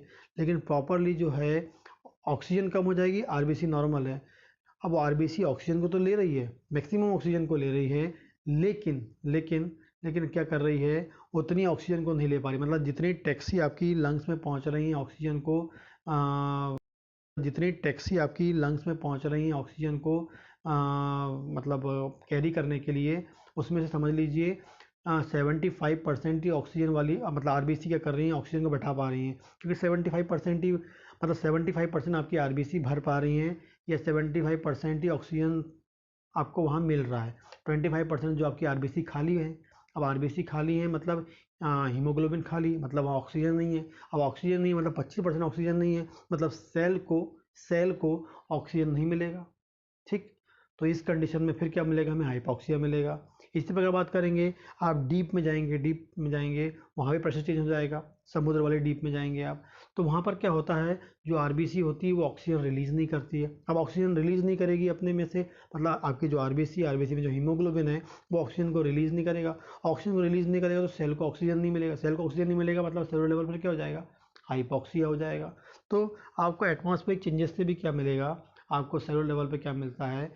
हाइपॉक्सिया मिलता है। यदि चाहे आप ऊपर हाई एल्टीट्यूड में जाएं, चाहे डीप में आप जाएं, एटमॉस्फेरिक चेंजेस आपको मिलेगा। फाइनली क्या होगा? आपकी जो ऑक्सीजन है वो आपकी सेल तक नहीं पहुंच पाएगी। तो इस तरीके से जो ट्रोमा है ये भी क्या कर रहा है? एक प्रकार से हाइपॉक्सिया प्रोड्यूस करता है, डायरेक्टली हाइपॉक्सिया प्रोड्यूस करता है। कैसे? वो आपको मैंने बताया। सेकेंड है फिजिकल एजेंट्स। पहला है हाइपॉक्सिया, दूसरा है फिजिकल एजेंट। तीसरी बात करते हैं हम लोग केमिकल एजेंट्स की। केमिकल एजेंट्स कौन कौन से होते हैं? पहला है केमिकल पॉइजनिंग। ये chemical poison such as cyanide, arsenic, mercury. Cyanide, arsenic, mercury, ये तीनों होते हैं। ये डायरेक्टली तीनों बॉडी में ब्लड में जाएंगे, और ब्लड में जाने के बाद डायरेक्टली क्या करेंगे? आरबीसी को रप्चर कर देंगे। आरबीसी रप्चर हो जाएगी तो आरबीसी काउंट कम हो जाएगा। आरबीसी रप्चर मतलब haemoglobin rupture. RBC haemoglobin rupture हो जाएगा तो ऑटोमेटिकली आरबीसी काउंट कम हो जाएगा, आरबीसी कम हो जाएगा, हीमोग्लोबिन कम हो जाएगा, हीमोग्लोबिन कम हो जाएगा, ऑक्सीजन कैरिंग कैपेसिटी कम हो जाएगी, ऑक्सीजन कैरिंग कैपेसिटी कम हो जाएगी, तो सेलुलर लेवल पर उतनी ऑक्सीजन नहीं पहुंच पाएगी, और फिर मुझे क्या मिलेगा? हाइपॉक्सिया मिलेगा। ठीक, आगे बात करेंगे strong acid and strong alkaline. फिर इन्वायरमेंटल पोल्यूटेंट्स की बात करेंगे, इंसेक्टिसाइड्स एंड पेस्टिसाइड्स की बात करेंगे, ऑक्सीजन एट हाई कंसंट्रेशन की बात करेंगे, हाइपरटोनिक ग्लूकोज एंड सॉल्ट की बात करेंगे, social agent, alcohol and narcotic drugs की बात करेंगे, and therapeutic administration of drug. तो आपके जो केमिकल एजेंट्स हैं उसमें है क्लिनिकल पॉइजन, कौन सा है? Cyanide, arsenic, mercury. Strong acid, strong alkaline, base की बात करेंगे। इन्वायरमेंटल पॉल्यूटेंट्स की बात करेंगे, इंसेक्टिसाइड एंड पेस्टिसाइड की बात करेंगे। At oxygen at high concentration हो गया, हाइपरटोनिक ग्लूकोज एंड सॉल्ट की बात करेंगे, social agents as alcohol and narcotic agent drug की बात करेंगे, and therapeutic administration of drug. ये सब के सब क्या होगा, डायरेक्टली आरबीसी को डैमेज करेंगे, आरबीसी को रप्चर करेंगे, RBC rupture, RBC damage, haemoglobin damage, RBC count automatically blood में कम हो जाएगा। अब डैमेज हो जाएंगे तो ऑटोमेटिक काउंट कम होगा, आरबीसी काउंट कम, हीमोग्लोबिन काउंट कम, ऑक्सीजन कैरिंग करने वाली कैपेसिटी कम, और फाइनली हमारे ब्लड में ऑक्सीजन कम सर्कुलेट होगा, सेल को कम ऑक्सीजन पहुंचेगा, क्या हो जाएगा, हाइपॉक्सिया हो जाएगा। तो केमिकल जो होते हैं डायरेक्टली आरबीसी को रप्चर करने के लिए रिस्पॉन्सिबल होते हैं, एंड साथ में ये डायरेक्टली सेल को भी रप्चर करते हैं। ये जो केमिकल एजेंट हैं ऑक्सीजन के से भी करते हैं, एंड साथ में डायरेक्टली भी रप्चर करते हैं, डायरेक्टली भी वो सेल की मेम्ब्रेन को डैमेज कर देते हैं। सेल की डायरेक्टली सेल को रप्चर करेंगे, सेल मेम्ब्रेन को रप्चर करेंगे तो मतलब सेल रप्चर हो जाएगी, और सेल रप्चर हो जाएगी तो क्या हो जाएगा, आपका सेल इंजरी हो जाएगी। क्योंकि हम लोग क्या पढ़ रहे हैं, सेल इंजरी देख रहे हैं। तो पहला हमने देखा हाइपॉक्सिया के कारण हो गया, दूसरा फिजिकल एजेंट के कारण हो गया, तीसरा केमिकल में डायरेक्टली सेल भी रप्चर होगी एंड आपका हाइपॉक्सिया भी मिलेगा हमें। यहाँ भी देखिए हाइपॉक्सिया आपको मिल ही रहा है। नेक्स्ट बात करेंगे माइक्रोबियल एजेंट्स। जो माइक्रोबियल एजेंट्स होते हैं फोर्थ नंबर का, उसमें आता है bacteria, virus, fungus, protozoa and other micro. जितने भी माइक्रो ऑर्गेनिज्म होते हैं, चाहे वो बैक्टीरिया हो, चाहे वायरस हो, चाहे फंगस हो, चाहे प्रोटोजोआ हो, एंड अदर भी रिकेट्स, जितने टाइप के माइक्रो ऑर्गेनिज्म होते हैं वो क्या करते हैं, बॉडी में जाते हैं और टॉक्सिन्स रिलीज करते हैं। और वो टॉक्सिन्स क्या होते हैं, वो डायरेक्टली सेल को रप्चर कर देते हैं, डायरेक्टली सेल को रप्चर करते हैं, और कुछ स्मॉल नंबर ऑफ टॉक्सिन्स होते हैं जो आपके आरबीसी को रप्चर करते हैं।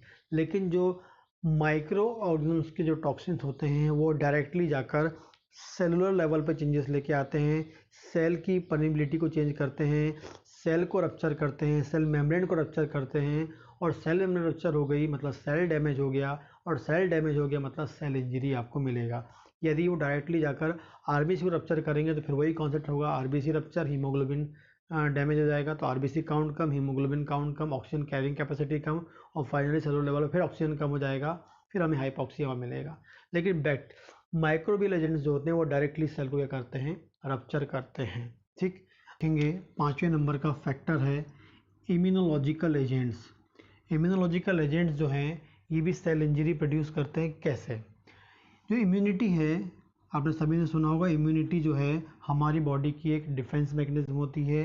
एक्चुअल में जो इम्यूनिटी होता है डबल एज स्वॉर्ड, मतलब दो धारी तलवार होती है, दो धारी तलवार होती है। कैसे, क्या है, एक जो है it protect host against various injurious agents.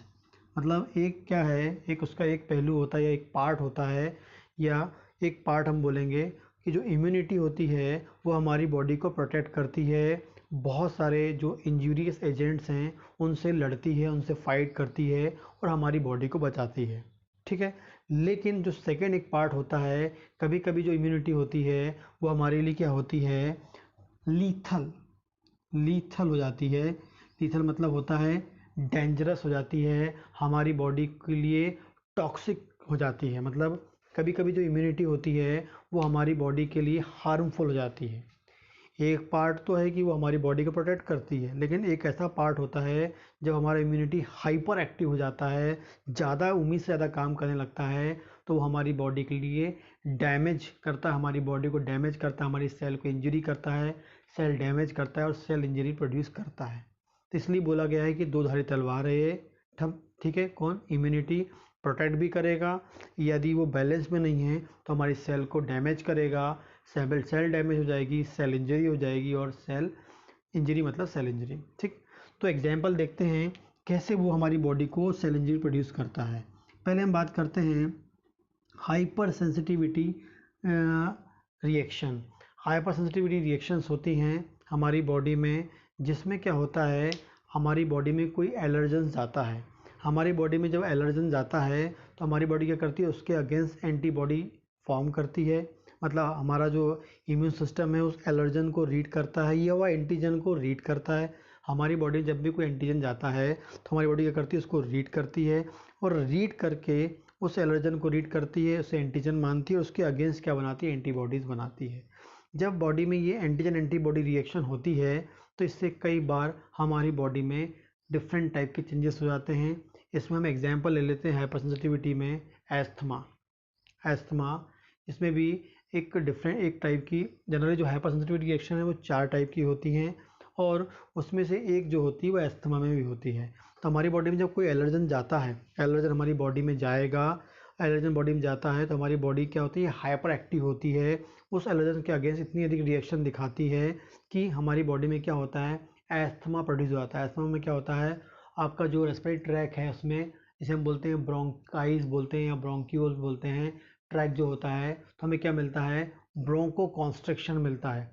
Blood vessels क्या होती है, इतनी नैरो हो जाती है कि आपके लंग्स में ऑक्सीजन नहीं जाती है। अब लंग्स में ऑक्सीजन नहीं जाएगी तो ऑटोमेटिकली लंग्स से ऑक्सीजन ब्लड में कम जाएगी, ब्लड में कम जाएगी तो फाइनली हमें क्या मिलेगा, फिर से वही होगा, आपकी जो आरबीसी हैं वो ऑक्सीजनेट नहीं हो पाएंगे तो हमारी बॉडी में हाइपोक्सिया हो जाएगा। तो जो इम्यूनिटी है, जो इम्यून सेल्स हैं, उनने एलर्जेंस के आगे इतना शार्प, इतना डीप अपना एक्शन दिखाया कि जिस कारण से हमारी बॉडी में एस्थमा लाइक डिजीज़ हो गई।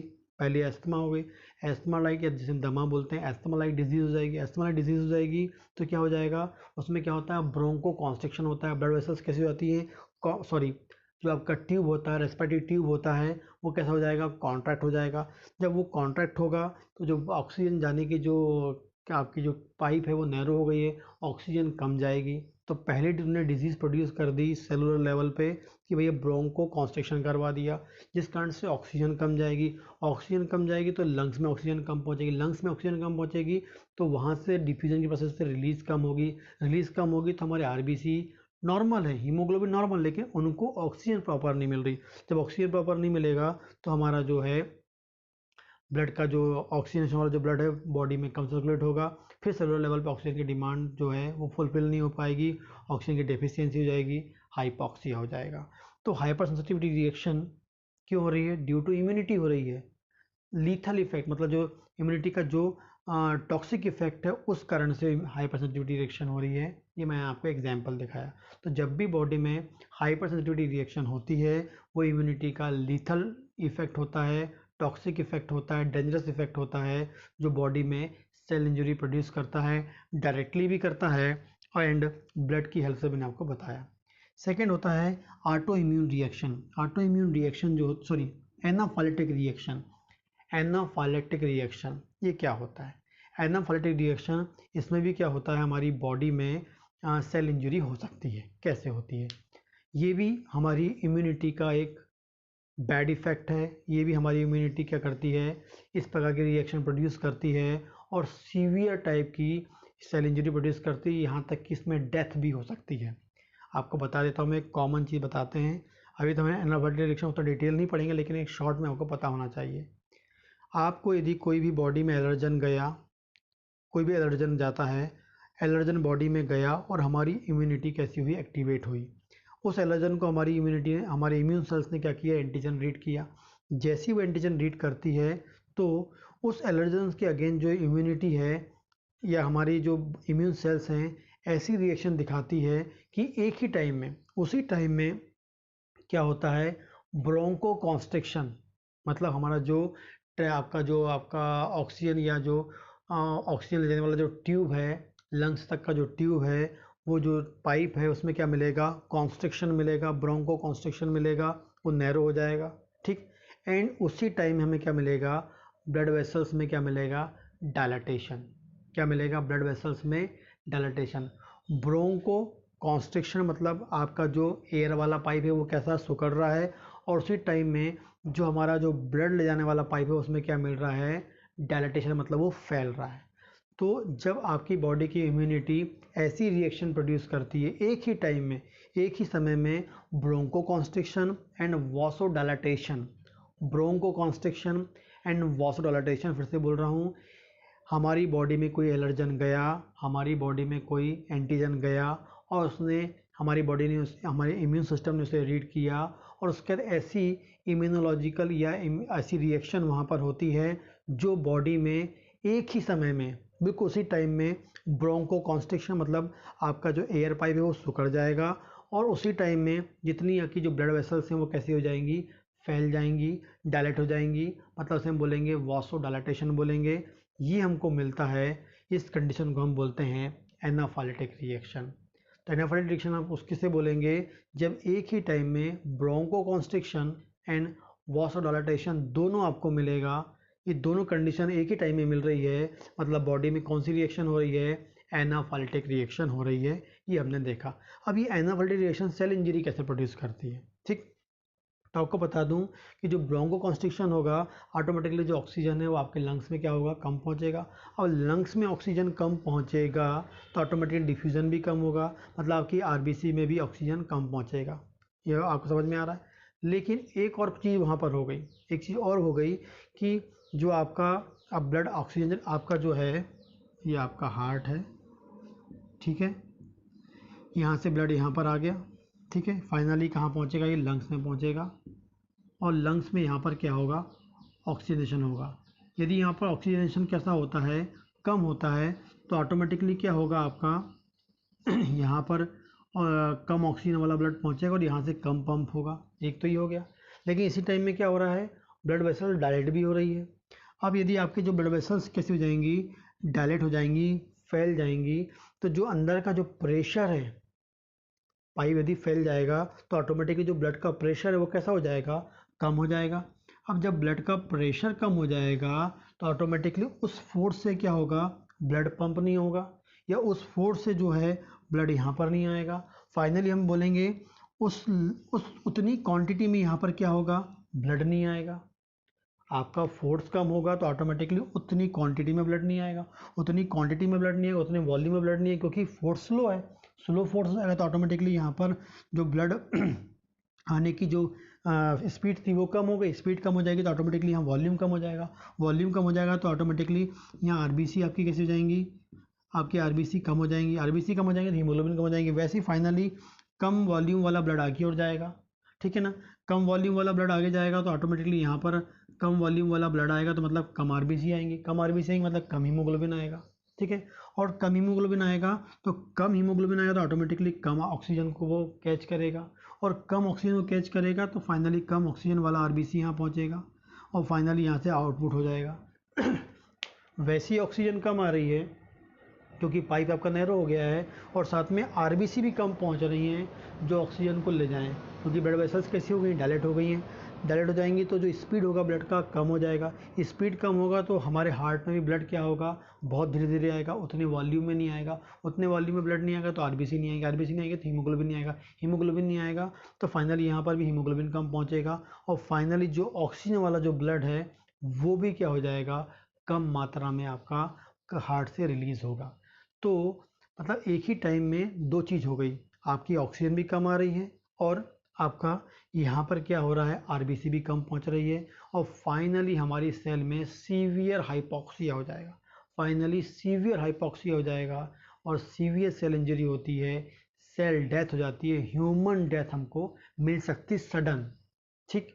नॉर्मली क्या होना चाहिए, यदि आपकी लंग्स से ऑक्सीजन कम आ रही है तो ऑटोमेटिकली वॉल्यूम नॉर्मल रहेगा, वॉल्यूम नॉर्मल रहेगा, नॉर्मल प्रेशर रहेगा, नॉर्मल आर्टरी का साइज़ रहेगा, ब्लड वेसल्स का साइज़ नॉर्मल रहेगा, तो वो आपका प्रेशर नॉर्मल होगा, प्रेशर नॉर्मल होगा तो ऑटोमेटिक ब्लड नॉर्मल आएगा, वॉल्यूम नॉर्मल आएगा, आरबीसी नॉर्मल आएगी, और वो जो मैक्सिमम जो आरबीसी हैं वो जितनी मैक्सिमम मात्रा में ऑक्सीजन को कैरी करके पहुँचाने का काम करेंगी, ठीक है, ऐसा होना चाहिए। लेकिन यहाँ पर क्या हो गया है, एनाफाइलेटिक रिएक्शन हो गई है, एनाफाइलेटिक रिएक्शन हो गई है तो क्या हो गया आपका, एक तो ऑक्सीजन भी कम आ रहा है, साथ में आपकी ब्लड प्रेशर भी कम हो गया, ब्लड प्रेशर भी कम हो जाएगा तो ऑटोमेटिकली जितनी मात्रा में आरबीसी आनी चाहिए हार्ट में उतनी मात्रा में आरबीसी नहीं आ पाएंगी, उतनी मात्रा में आरबीसी लंग्स तक नहीं पहुंच पाएंगी, और आरबीसी कम पहुंचेगी तो हीमोग्लोबिन कम पहुंचेगा, हीमोग्लोबिन कम पहुंचेगा तो ऑक्सीजन को कम कैच करेगा, वो जितनी पहुंचेंगी उतनी ही कैच कर पाएगी।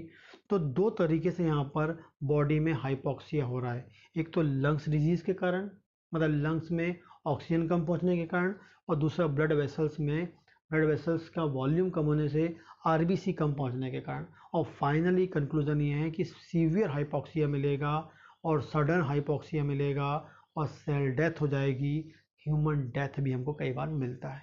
तो एनाफाइलेटिक रिएक्शन यदि किसी की बॉडी में हो जाए तो वाकई उसको सेल डेथ या ह्यूमन डेथ मिलती है। कई बार आपने सुना होगा ये एक इंजेक्शन इंजेक्ट किए और ह्यूमन डेथ हो गई। यदि किसी को आपने कोई इंजेक्शन रॉन्ग इंजेक्शन आपने इंजेक्ट कर दिया और उसके बाद आप सुनते होंगे कि भाई डेथ हो गई उसकी, तो क्यों होता है? क्योंकि जैसे उन्होंने इंजेक्ट किया इंजेक्शन तो वो बॉडी में गया, बॉडी ने उसको एलर्जन रीड कर ली और अचानक जैसे ही उनने गया बॉडी ने उसको एंटीजन मान ली और उन्होंने बॉडी में क्या प्रोड्यूस कर दी? एनाफाइलेटिक रिएक्शन प्रोड्यूस कर दी। और एनाफाइलेटिक रिएक्शन आपने प्रोड्यूस हो गई बॉडी में तो मतलब सीवियर हाइपोक्सिया होने वाला है। आपने प्रोड्यूस हो गई बॉडी में तो मतलब सीवियर हाइपोक्सिया होने वाला है। ऑक्सीजन भी कम आ रही है और ऑक्सीजन ले जाने वाली टैक्सी भी कम हो जाएगी। फाइनली क्या हो जाएगा आपका बॉडी में सीवियर हाइपोक्सिया हो जाएगा। ठीक, तो एनाफाइलेटिक रिएक्शन में ऐसा हो जाता है। लेकिन कई बार क्या होता है, डॉक्टर्स क्या करते हैं, यदि एनाफाइलेटिक रिएक्शन हो गई तुरंत एक इंजेक्शन लगा देते हैं स्टेरॉइड का। जो स्टेरॉइडल ड्रग जैसी बॉडी में जाएगी तो क्या करेगी? 3 काम करेगी। पहले तो क्या करेगी, वो आपकी बॉडी में जो एलर्जी रिएक्शन हो रही है उसे रोकेगी, मतलब जो आपका ब्रोंको कॉन्स्ट्रिक्शन हो रही है उसे क्या कर देगी? ब्रोंको डायलेटेशन कर देगी, तो प्रॉपर ऑक्सीजन आने लगेगा। स्टेरॉइडल ड्रग ये करती है। दूसरा क्या करती है, जो बीपी आपका क्या हो रहा था, कम हो रहा था, मतलब ब्लड वेसल्स डायलेट हो रही थी, उन्हें क्या करेगी? वो कॉन्ट्रैक्ट करेगी। कॉन्ट्रैक्ट करेगी तो क्या होगा? ब्लड का स्पीड बढ़ जाएगा, ब्लड का स्पीड बढ़ा देगा तो नॉर्मल वॉल्यूम आने लगेगा। तीसरा क्या करेगा, जो एलर्जेंस है, जो एलर्जेंस के अगेंस्ट हमारा इम्यून सिस्टम वर्क कर रहा है तो हमारे इम्यून सिस्टम क्या कर देगा? वो सप्रेस कर देगा, दबा देगा। यदि इम्यून सिस्टम सप्रेस हो जाएगा तो इम्यूनोलॉजिकल रिएक्शन नहीं होगी, इम्यूनोलॉजिकल रिएक्शन नहीं होगी तो एनाफाइलेटिक रिएक्शन नहीं होगी, और एनाफाइलेटिक रिएक्शन नहीं होगी तो ब्रोंको कॉन्स्ट्रिक्शन और वासोडाइलेशन ऑटोमेटिकली कम हो जाएगा। तो जब भी एनाफाइलेटिक रिएक्शन होती है तो डॉक्टर्स आप देखते होंगे क्या लगा देते हैं? स्टेरॉइडल ड्रग इंजेक्ट कर देते हैं, स्टेरॉइड लगा देते हैं, क्योंकि स्टेरॉइड जाकर इस एनाफाइलेटिक रिएक्शन क्या कर देता है? रोक देता है और हमारी बॉडी में जो सीवियर हाइपोक्सिया होने वाला होता है उससे बॉडी को बचा लेता है, बीपी को कंट्रोल कर लेता है, ब्लड प्रेशर को मैनेज कर लेता है, ऑक्सीजन की जो लंग्स में जाने की जो स्पीड है या जो वॉल्यूम है उसे बढ़ा देता है और फाइनली बॉडी के अंदर हाइपोक्सिया को ख़त्म कर देता है। तो ये आपका एनाफाइलेटिक रिएक्शन होती है किसमें? इस तरीके से इम्यूनोलॉजिकल रिएक्शन हाइपोक्सिया प्रोड्यूस करती है। ऐसी बात करेंगे auto immune disease. Auto immune disease में भी क्या होता है, इम्यूनिटी इम्यून सिस्टम काम करता है और सेल डैमेज करता है। कैसे करता है? मतलब सेल इंजरी प्रोड्यूस करता है। कई बार क्या होता है, हमारी बॉडी की कोई स्पेसिफिक सेल्स होती हैं जो कई बार उनमें क्या होता है, बदलाव हो जाता है, म्यूटेशन हो जाता है, बदलाव होता है, म्यूटेशन हो जाता है।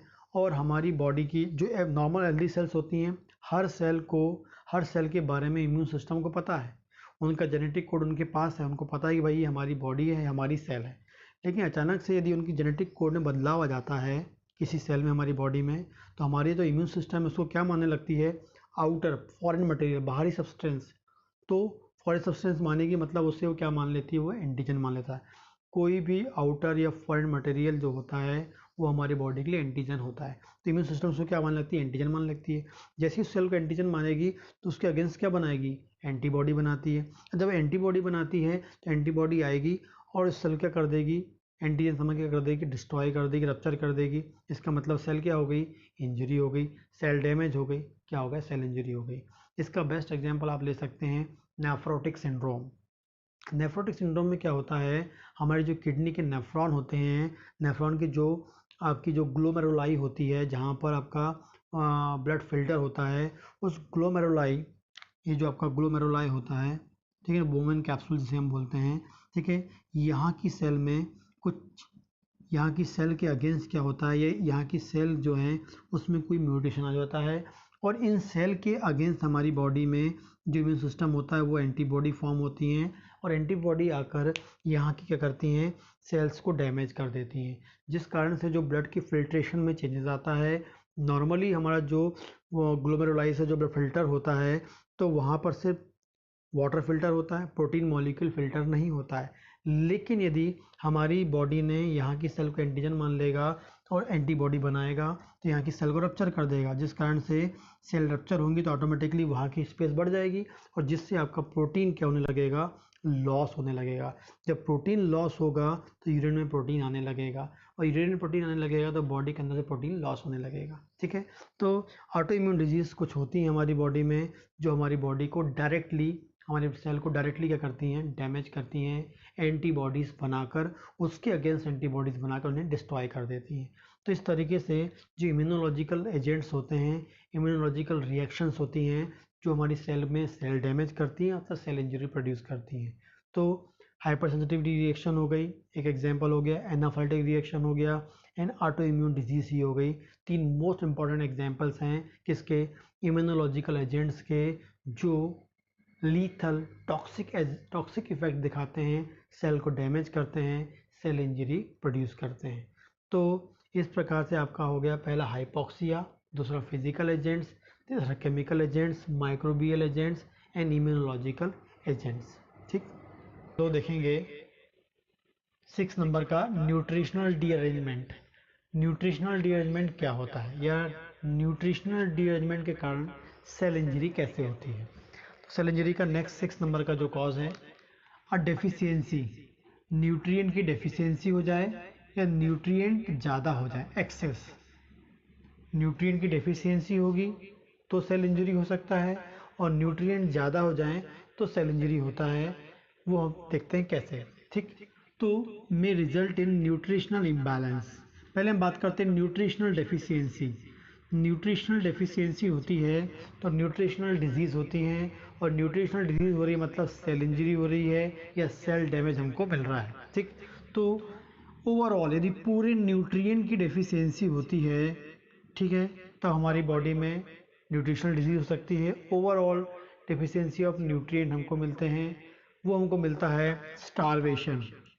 स्टारवेशन, या आप बहुत लंबे समय से भूखे हैं, जिसे हम बोलते हैं भूखमरी, या लंबे समय से आप भूखे हैं, ऐसी कोई प्रॉब्लम चल रही है कंट्री में, या ऐसी कोई कंडीशन से आप सफ़र कर रहे हैं जिसमें आप 1 महीने से 10 दिन से 20 दिन से आप खाना नहीं खाएं, कंप्लीटली पूरे न्यूट्रिएंट की कमी होती है, हम उसे बोलते हैं न्यूट्रिशनल डेफिशिएंसी या न्यूट्रिशनल डिजीज़। और जब आपकी बॉडी में पूरे न्यूट्रिएंट नहीं जाएंगे तो सेल के लिए जो डिमांड होती है न्यूट्रिएंट की, उसकी डेफिशिएंसी होगी। मतलब यदि मान लें आपकी जो सेल है प्रोटीन की बनी है, लिपिड की बनी है, कोलेस्ट्रॉल की बनी है, इसके अलावा उसमें कार्बोहाइड्रेट होता है, तो ये आपको न्यूट्रिएंट नहीं मिलेंगे तो सेल का जो रिपेयर की प्रोसेस होती है, सेल के अंदर जो नई सेल बनने की प्रोसेस होती है वो नहीं हो पाएगी। जो सेल डैमेज हो रही है उसको रिपेयर के लिए जो प्रोटीन चाहिए, रिपेयर के लिए जो लिपिड चाहिए, वो नहीं मिल पाएगा। इसके अलावा सेल को फंक्शन करने के लिए जो मिनरल्स चाहिए वो आपको नहीं मिल पाएंगे। तो ओवरऑल जो कंप्लीट न्यूट्रिएंट की जो डेफिशिएंसी होती है वो हमको स्टारवेशन में मिलती है, भूख के दिन से आप भूखे तब मिलेगी, और जिस कारण से आपकी बॉडी में सेल इंजरी हो सकती है। दूसरी बात करेंगे, आपकी बॉडी में यदि प्रोटीन की कमी हो जाती है तो एक डिजीज़ होती है मराशमस, एंड दूसरी होती है क्वाशियोरकर। तो दो इम्पॉर्टेंट टाइप की डिजीज़ होती हैं जिसमें प्रोटीन की कमी के कारण क्या होता है, बॉडी के अंदर सेल का डेवलपमेंट नहीं होता, बॉडी का ग्रोथ नहीं होता है। तो मराशमस एंड क्वाशियोरकर डिजीज़ होती हैं। इसके अलावा मिनरल की कमी से बहुत सारी डिजीज़ हो सकती है। पहले बात करेंगे एनीमिया। एनीमिया में हम बात करेंगे आयरन डेफिशिएंसी एनीमिया। आयरन की कमी से बॉडी के अंदर हीमोग्लोबिन नहीं बन पाएगा। विटामिन B12 की कमी से होता है मेगलोब्लास्टिक एनीमिया। आप विटामिन B12 की कमी होगी तो आपका जो आरबीसी के अंदर का जो न्यूक्लियस होता है उसका मेच्योरेशन नहीं हो पाएगा। वैसे ही फॉलिक एसिड जो होती है उसकी डेफिशिएंसी से भी क्या होगा, आरबीसी का जो न्यूक्लियस वो मेच्योर नहीं हो पाएगा।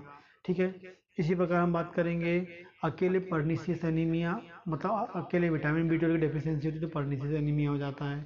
तो इस प्रकार से बहुत सारे न्यूट्रिएंट की कमी के कारण भी क्या होता है, बॉडी में डिजीज़ हो जाती है, सेल का फंक्शन डिस्टर्ब हो जाता है, सेल डैमेज हो जाती है। ज़्यादा न्यूट्रिएंट होंगे तो भी हमारी बॉडी में डिजीज़ हो जाएगी।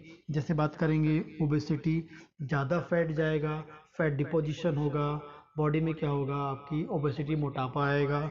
एथेरोस्क्लेरोसिस क्या होता है, जब ज़्यादा मात्रा में लिपिड जाता है, कोलेस्ट्रॉल, बैड कोलेस्ट्रॉल जाता है तो हमारी जो ब्लड वेसल्स की वॉल है वहाँ पर क्या होता है, कोलेस्ट्रॉल जमा हो जाता है, और डिपोजिशन ऑफ कोलेस्ट्रॉल मिलता है, प्लस क्या मिलता है, हार्डनिंग ऑफ वॉल मिलता है। कि ब्लड वेसल्स वॉल में आपका क्या मिलेगा, डिपोजिशन ऑफ कोलेस्ट्रॉल मिलेगा प्लस हार्डनिंग ऑफ वॉल मिलेगा, इसे हम बोलेंगे एथेरोस्क्लेरोसिस बोलेंगे। हार्ट डिजीज हो जाती है एंड ब्लड प्रेशर क्या हो सकता है आपका, बढ़ सकता है, ब्लड प्रेशर की प्रॉब्लम भी आती है। तो ये कुछ कॉमन कारण हैं या कॉमन डिजीजेज हैं ड्यू टू न्यूट्रिशनल डीअरेंजमेंट। जब न्यूट्रिशन बढ़ता है तो प्रॉब्लम होती है, न्यूट्रिशन कम होता है तो प्रॉब्लम होती है। इसलिए बैलेंस न्यूट्रिशन आपको लेना चाहिए। बैलेंस न्यूट्रिशन होगा तो ऑटोमेटिकली क्या होगा, आपकी बॉडी में इंजरी नहीं होगी, सेल इंजरी नहीं होगी। ठीक है, नेक्स्ट हम देखते हैं साइकोलॉजिकल फैक्टर्स। साइकोलॉजिकल फैक्टर्स क्या होते हैं? साइकोलॉजिकल फैक्टर्स भी क्या होता है, सेल इंजरी प्रोड्यूस करते हैं, सेल डैमेज कॉज कर सकते हैं। कैसे? तो साइकोलॉजिकल फैक्टर्स में देखेंगे there is no specific biochemical and morphological changes. यानी जो साइकोलॉजिकल फैक्टर्स होते हैं वो कोई स्पेसिफिक केमिकल चेंजेस नहीं लाते हैं और ना कोई मॉर्फोलॉजिकल चेंजेस लाते हैं। एग्जैक्टली ये डिजीज कैसे प्रोड्यूस करते हैं? In common acquired mental disease जैसे होता है mental stress, anxiety, overwork, frustration मतलब डिप्रेशन आ गया, मेंटल स्ट्रेस। जा भाई,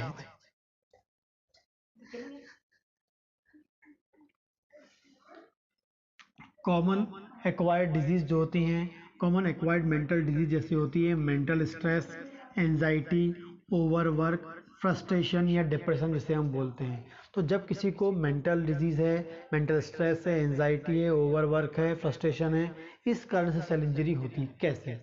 मैंने बताया कि इस तरह की प्रॉब्लम होगी तो सेल के बायोकेमिकल चेंजेस या सेल में मॉर्फोलॉजी चेंजेस हमको नहीं मिलेगा, लेकिन इस मेंटल डिजीज कारण कैसे सेल इंजरी होगी हम वो देखते हैं। यदि किसी को स्ट्रेस होता है तो स्ट्रेस में क्या करता है, वो अल्कोहल पीना चालू कर देता है। स्ट्रेस होता है तो स्मोकिंग करना चालू कर देता है। कई बार एक इंडिविजुअल पर्सन की बात करेंगे, यदि वो स्ट्रेस में है तो वो अल्कोहल पीता है। अल्कोहल लेगा ज़्यादा तो क्या हो जाएगा, आपका अल्कोहल ज़्यादा लेगा तो आपका डैमेज होगा, क्या आपका लीवर डैमेज होगा, लीवर में प्रॉब्लम आएगी आपके। और लीवर सेल डैमेज होगी तो लीवर सेल डैमेज होगी तो क्या होगा, लीवर सेल इंजरी होगी, और लीवर सेल इंजरी मतलब सेल इंजरी हो जाएगी, ज़्यादा अल्कोहल लेगा। इसी प्रकार कोई होता है जो अल्कोहल स्मोकिंग करता है तो वो लंग्स को डैमेज करने लगता है। क्या करने लगता है, वो लंग्स को डैमेज करेगा, स्मोक करेगा, लंबे समय तक स्मोक करेगा तो आपकी जो लंग्स की सेल है वो डैमेज हो जाएगी।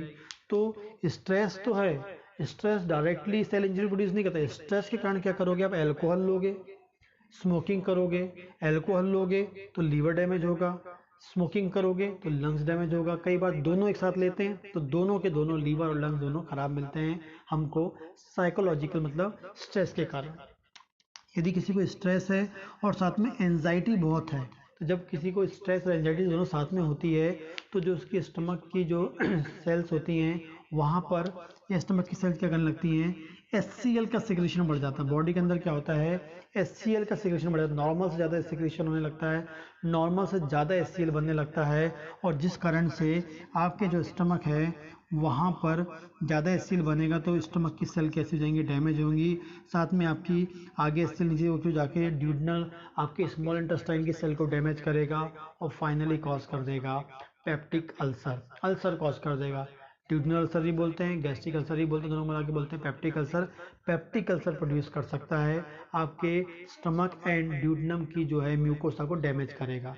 क्यों, स्ट्रेस है, एंजाइटी होगा और ऑटोमेटिकली HCl बढ़ेगा। आपको बता दूं जो पेप्टिक अल्सर है वो अमीरों की बीमारी होती है। जो रईस होते हैं, जो स्ट्रेस वाला काम करते हैं, जिन्हें बहुत टेंशन है वर्क को लेकर, गरीबों में डिजीज नहीं होती क्योंकि वो टेंशन नहीं लेता है, वो तो अपना काम करता है, पैसे खर्च करता है, फिर काम करता है, पैसे खर्च करता है। लेकिन जो रिच लोग होते हैं, जो मैनेजमेंट को देखते हैं, जो ज़्यादा वर्कलोड जिनको होता है, वो लोग जो होते हैं स्ट्रेस और एंजाइटी से गुजरते हैं, और वो लोगों में HCl ज़्यादा बनता है और एसिडिटी ज़्यादा होती है, म्यूकस डैमेज होगा स्टमक का और क्या हो जाएगा, पेप्टिक अल्सर उनको मिलने लगता है। पेप्टिक अल्सर मतलब गैस्ट्रिक अल्सर ही मिल सकता है एंड ड्यूडनल अल्सर भी उसको मिल सकता है। तो इस तरीके से जो साइकोलॉजिकल फैक्टर्स होते हैं वो आप में डिजीज कॉज करते हैं। ठीक है, तो 7 नंबर का होता है साइकोलॉजिकल फैक्टर्स, ये आपको लिखना है। नेक्स्ट बात करेंगे एजिंग।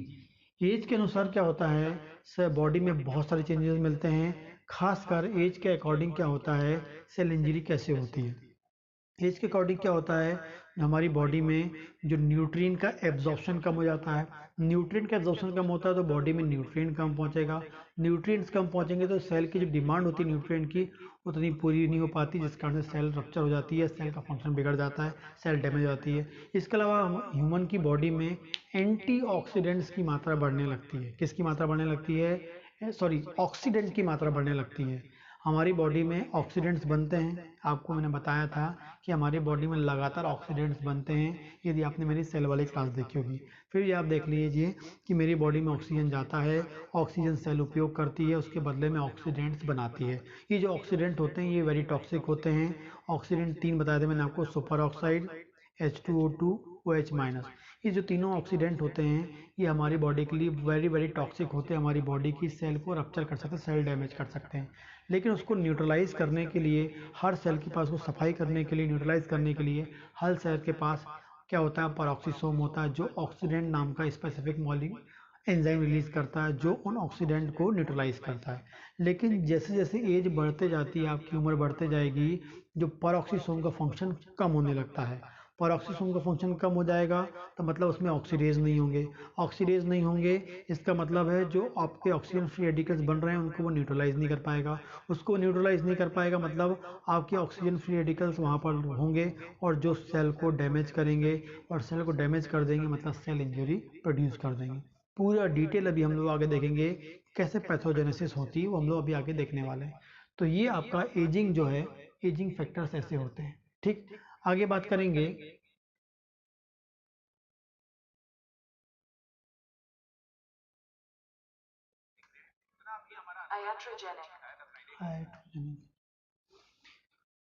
नेक्स्ट फैक्टर हम देखते हैं आइट्रोजेनिक या आइट्रोजेनिक कॉजेस। आइट्रोजेनिक कॉजेस या आइट्रोजेनिक कॉजेस क्या होते हैं एग्जैक्टली? इसमें क्या होता है, जब डॉक्टर मिसडायग्नोस करके ऐसी कुछ ड्रग दे देता है जिसकी डिमांड नहीं है बॉडी में। आइट्रोजेनिक मतलब क्या होता है, जब बॉडी में ऐसे ड्रग मॉलिक्यूल या ऐसे ड्रग सब्सटेंस चले जाएं और जो बॉडी के लिए डिमांड नहीं है, बॉडी को ज़रूरत नहीं है, तब भी वो चले जाएं और वो कई बार जाके सेल इंजरी प्रोड्यूस कर देते हैं, सेल डैमेज कर देते हैं। मतलब डॉक्टर जो है वो मिस डायग्नोस करके, या डॉक्टर जो है प्रॉपर डायग्नोसिस नहीं कर पाता है और उसको छोड़ के कोई और ड्रग दे देता है, कोई और डिजीज़ समझ के कुछ और ड्रग दे देता है। उस कंडीशन में जब वो ड्रग हमारी बॉडी में जाएगा, मतलब केमिकल बॉडी में जाएगा, और वो डायरेक्टली जाकर क्या करेगा, सेल को डैमेज कर देगा, सेल को रप्चर कर देगा, इससे भी सेल इंजरी आपको मिलेगी। और लास्ट में इडियोपैथिक कॉजेज। इडियोपैथिक कॉजेज मतलब अननोन कॉज।